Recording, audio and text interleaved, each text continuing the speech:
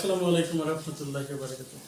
আমার আজকের এই ভিডিওটি দেশ এবং দেশের বাইরে বিশ্বের বিভিন্ন প্রান্ত থেকে যে বা যারা দেখছো তাদের প্রতি আমার আন্তরিক শুভেচ্ছা ও অভিনন্দন জানিয়ে শুরু করছি। আমি মোহাম্মদ মিরাজুল ইসলাম, সিনিয়র সহকারী শিক্ষক, চৌধুরী স্কুল অ্যান্ড কলেজ।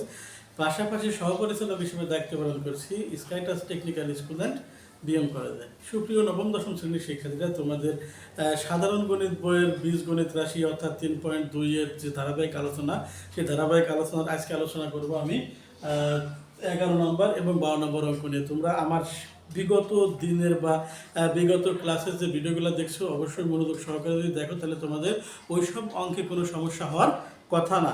সুপ্রিয় শিক্ষার্থীরা, তোমরা জানো আমি এখন থেকে প্রতিনিয়ত প্রত্যেকটা অধ্যায়ের প্রত্যেকটা অঙ্কের পুঙ্খানুপুঙ্খভাবে বিশ্লেষণ করার চেষ্টা করব, যেটা তোমাদের জন্য অবশ্যই ভবিষ্যতের ক্ষেত্রে খুবই গুরুত্বপূর্ণ অবদান রাখবে এই আশাবাদ ব্যক্ত করছি।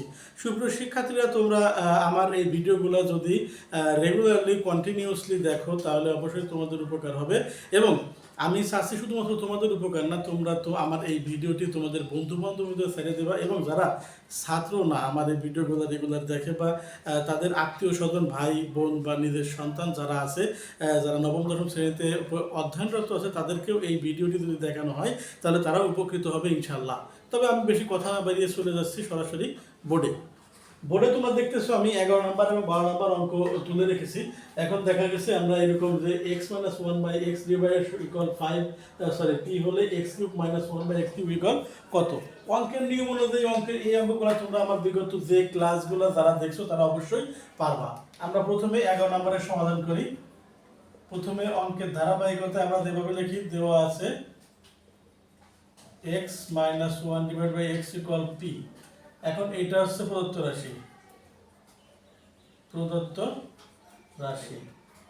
x³ - 1/x³। এই সূত্র কি বলতো? দেখি সূত্রটি রিমাইন্ড করি। a - b হোল কিউবের সূত্র কি? যেহেতু মানে ভাবে দেওয়া আছে, সূত্র হচ্ছে a - b whole cube plus 3ab into a - b। কত সহজ না? সূত্র যাদের ঠুটস্থ, আত্মস্থ, মুখস্থ, যারা সূত্রের ব্যবহার করেন তাদের জন্য এই অঙ্ক কোনো ব্যাপারই না। x কাটা, এইটার মান কত? p প্লাস 3 ইনটু এইটার মান কত? p। এইটা হচ্ছে অ্যান্সার। কত সহজ না? এই তো বুঝে গেছো, সমস্যা নাই। আমরা এইটা তো বুঝছি, এইটাই অঙ্ক।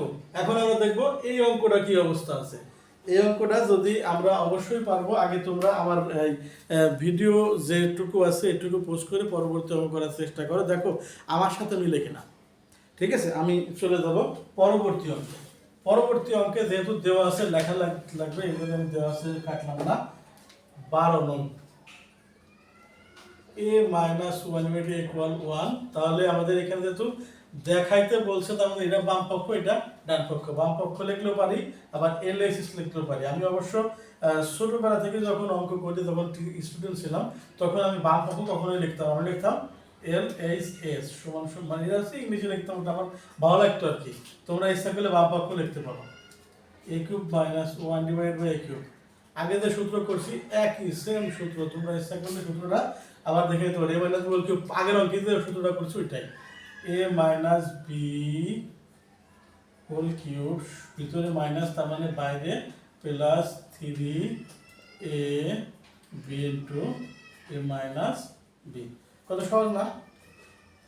এই অঙ্কটা আমরা কিছুক্ষণ আগে করছি, শুধুমাত্র এখানে x ছিল আর এইখানে এখন a হয়েছে। এখানে মান ছিল p, এখানে মান আসছে 1। আমাদের বর্তমান যারা স্টুডেন্ট আছে তারা, আমি যে স্কুলে পড়াই বা আমার কাছে যেসব স্টুডেন্ট আছে, অঙ্কের যদি একটু x এর জায়গা y দেয়, এর জায়গা b দেয়, তাইলেই তারা ঘাবড়ে যায় যে স্যার এই অঙ্ক তো কোনোদিন করার নাই। কিন্তু আমাদের দেখতে হবে মোটিভটা কি। মোটিভ যদি এক হয়, অঙ্ক যাই দিক তাই হবে উত্তর।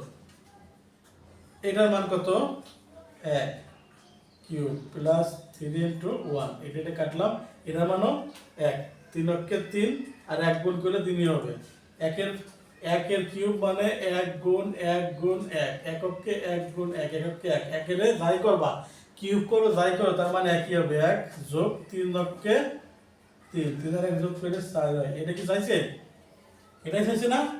এটাই চাইছে। এটা হচ্ছে আর এইচ এস। যেহেতু দেখাইতে বলছে তাহলে আমরা লিখতে পারি SHOWED শোড।